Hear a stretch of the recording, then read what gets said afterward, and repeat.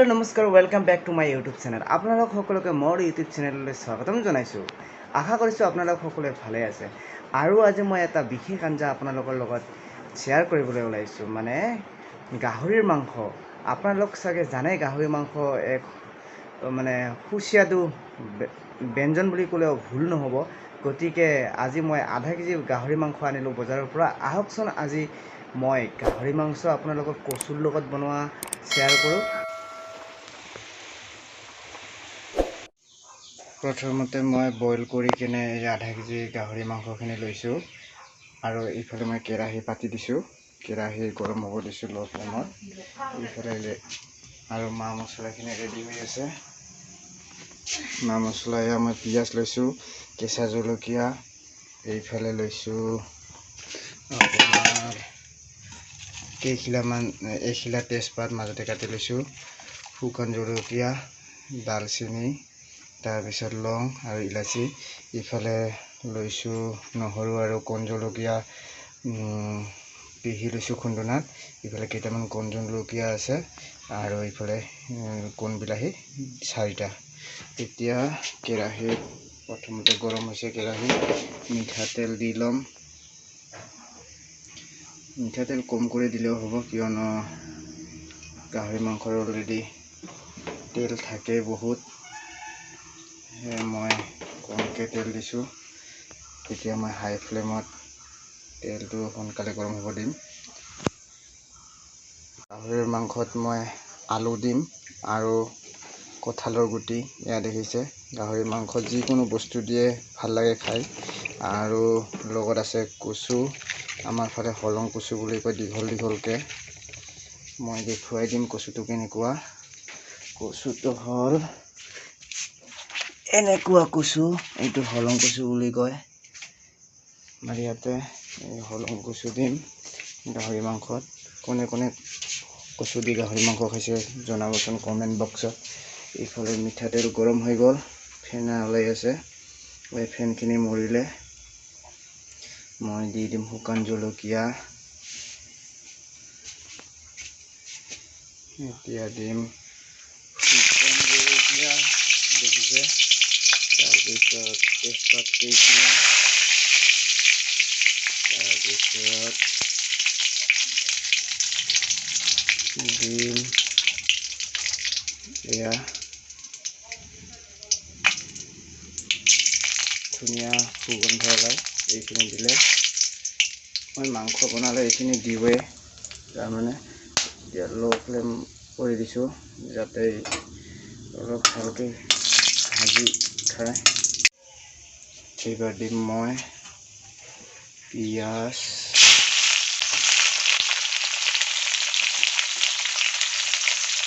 তাৰপিছত দিম কেঁচা জলকীয়াখিনি ধুনীয়া লাগে যিসকলে জ্বলা বেছি খায় সেইসকলে দিব জ্বলা বেছি মই জ্বলা বেছি নাখাওঁ সেইকাৰণে জ্বলা বেছি দি আনি অলপ হালধীয়া ৰঙচুৱা হোৱালৈকে ভাজি থাকিম এতিয়া এই পিঁয়াজখিনি ৰঙচুৱা হোৱাৰ পিছতে মই ইয়াতে মাংসখিনি দি দিলোঁ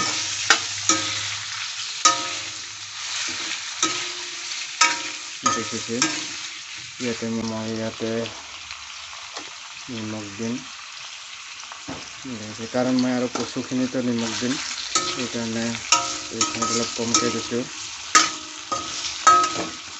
লাগিলে পিছত এইখিনি অলপ এতিয়া অলপ পিছত ইয়াতে হালধি দিম এতিয়া হালধিখিনি ভাজি থ'ব লাগিব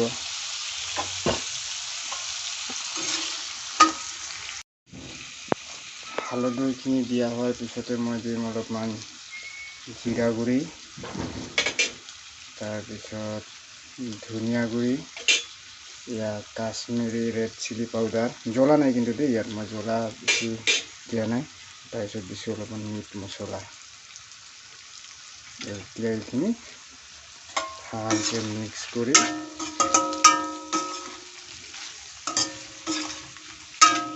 ধুনীয়া সুগন্ধ ওলায় এইখিনি অলপ মিক্স কৰি এই ঢাকনখিনি দি দিলোঁ এতিয়া সিজি থাকিবলৈ দিম 10-15 মিনিট এইবাৰ মই ইয়াতে দিম এই 4টা যে কণ বিলাহী আছিল এই 4টা কণ বিলাহী দিলোঁ আৰু এয়া অলপমান গৰম মছলা আছে গৰম মছলাখিনি দি লৈছোঁ তাৰপিছত ধুনীয়াকৈ এইটো অলপ কাটি দিছোঁ দেখিছে মাংসখিনি ইতিমধ্যে তেল এৰিবলৈ আৰম্ভ কৰিছে আৰু অলপ সিজাৰ পিছতে মাংসখিনি মই ওলাই থ'ব লাগিব কিয়নো মই আৰু কচুখিনি বনাবলৈ আছোঁ এতিয়া গাহৰি মাংস খাই কাৰ কাৰ ভাল লাগে ক'বচোন কমেণ্ট বক্সত মোৰ কিন্তু খুবেই ভাল লাগে এতিয়া মই এইটো অলপ সিজিব দিছোঁ এই কণ বিলাহীকেইটা সিজাৰ লগে লগে মই খুন্দি লোৱা এই আদা নহৰু আৰু কণ জলকীয়াৰ পেষ্টটো দিম এতিয়া পেষ্টখিনি দিলোঁ আৰু পেষ্টখিনি দি ধুনীয়াকৈ ভাজি দিম মই পেষ্টখিনি এতিয়া দিছোঁ কিয় কাৰণ আগতে দিলে লাগি ধৰাৰ সম্ভাৱনা থাকে আৰু নহৰু আৰু আদাৰ গোন্ধটো পটককৈ গুচি যায় যিসকলে নহৰু আৰু আদাৰ গোন্ধটো ভাল নাপায় বেছি সিহঁতে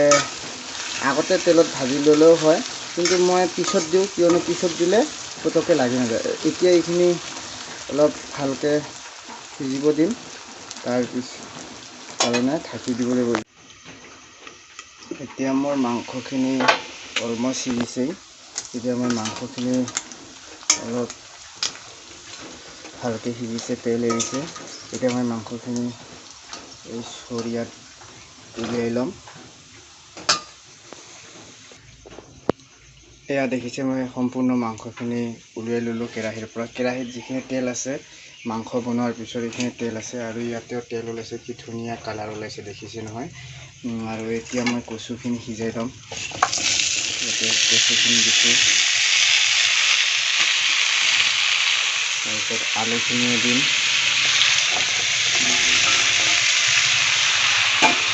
এইখিনি ধুনীয়াকৈ এনেকৈ অলপমান সিজিবৰ কাৰণে ঢাকি দিম যাতে সিজি যায় কচুখিনি অলপ কচু আৰু কঁঠালৰ গুটি আলুখিনি লেহেৰি থকালৈকে মই অলপমান নিমখ দি ল'ম কাৰণ মই আগতে মাংসতে নিমখ দিছোঁ সেইকাৰণে ইয়াতে অলপমান নিমখ দিম নিমখ দি কিনে অলপমান ঢাকনা দি দিছোঁ কাৰণ সিজি থাকক এইখিনি সিজি থকালৈ ইয়াত দেখিছে ধুনীয়াকৈ সিজি আছে মই এতিয়া ইয়াতে বেলেগ একো নিদিওঁ ইয়াতে মই অলপ জিৰা গুড়ি দিছোঁ আৰু অলপ হালধি দিছোঁ কাৰণ নহ'লে এইখিনি বস্তু বগা হৈ যাব পাৰে সেইকাৰণে আৰু মই অলপ পিছত ল'ম ইয়াতে খুন্দি থোৱা এনেকৈ খুন্দিছিলোঁ আদা নহৰু ইয়াতে অলপ লাগি আছিল সেইখিনি বস্তুও ল'ম ইয়াত এনেকৈ পানী দি কিনে এনেকৈ ঢালি দিম ঠিক আছে এইখিনি এতিয়া মই ধুনীয়াকৈ অলপ কাটি দিম আৰু লক্ষ্য ৰাখিব লাগিব যাতে কচুৰ পানীখিনি একেবাৰে শুকাই যায় আলুখিনি সিজি যায় নহ'লে মাংসখিনি যিহেতু সিজিছে ইটো নিসিজিলে বেয়া লাগিব ধুনীয়াকৈ এতিয়া আৰু ঢাকি দিম আমি চাম ধুনীয়াকৈ সিজিব ধৰিছে আৰু এইখিনি দি দিম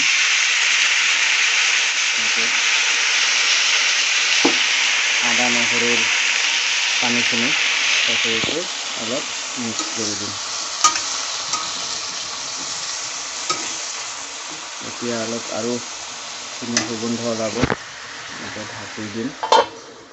আপোনালোকে কচুৰ লগত গাহৰি মাংস খাই চাবচোন কিমান যে ধুনীয়া লাগে মাজে মাজে বস্তুখিনি চাব সিজিছেনে নাই আৰু তলত লাৰি লাৰি চাব লাগিব সিজিব ধৰিছে আধা সিজা হৈছে এতিয়া সিজিব বাকী আছে কঁঠালৰ গুটিখিনি সিজিব লাগিব যিহেতু সিজা নাই ঢাকন দিলে সোনকালে সিজে বুলি জানো সেইকাৰণে ঢাকন দিলোঁ এতিয়া মই ইয়াতে এই চৰিয়াত ওলাই থোৱা মাংসখিনি ইয়াতে ঢালি দিম আৰু মাংসখিনিৰ লগত একেলগে ভাজিম ইয়াত দেখিছোঁ যথেষ্ট তেল আছে এই তেলখিনি মই গৰম পানী দি কিনে ইয়াতে ঢালি দিম তেতিয়া তেলখিনিয়ে গুচি যাব দেখিছোঁ তেনেকৈ তেলবিলাক ওলাইছে গাহৰি মাংসৰ পৰা বহুত তেল ওলায় ঠিক আছে এইখিনি মই ধুনীয়াকৈ মিক্স কৰি দিওঁ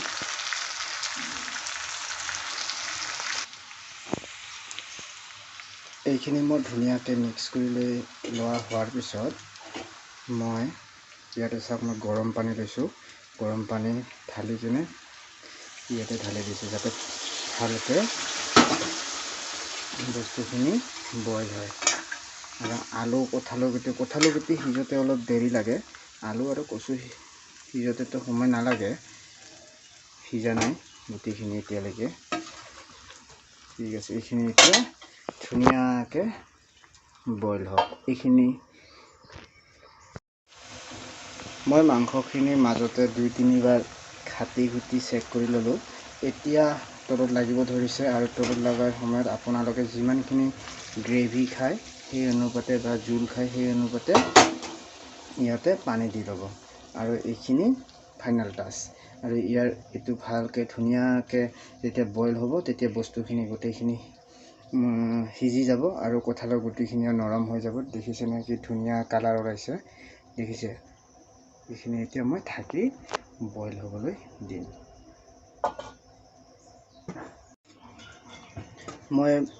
মই বনোৱা মাংসখিনি ইতিমধ্যে ৰেডি হ'ল, দেখিছে নহয়? মই ইমানখিনি জোল ৰাখিছোঁ, অলপ গ্ৰেভিকৈ ধুনীয়া লাগে এইখিনি খাব।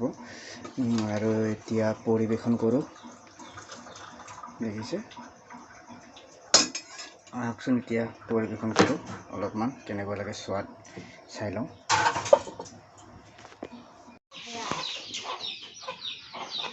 দেখিছে নহয় মাংসৰ কালাৰ আৰু ইফালে গ্ৰেভিবিলাক ইমান ধুনীয়া হৈছে, দেখিছে নহয়? এয়া চাওক, জোল ইমান ধুনীয়া হৈছে,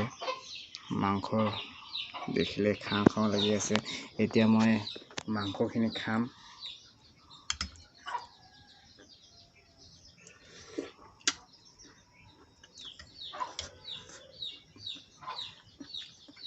বহুতে সোৱাদ হৈছে। কচুটো প্ৰথমতে খালোঁ, কচুখিনি। এতিয়া মই জোলখিনি খাই চাম। কঁঠালৰ গুটিও সিজিছে, জোল খালোঁ, ধুনীয়া হৈছে। এয়া মই মাংস লৈছোঁ।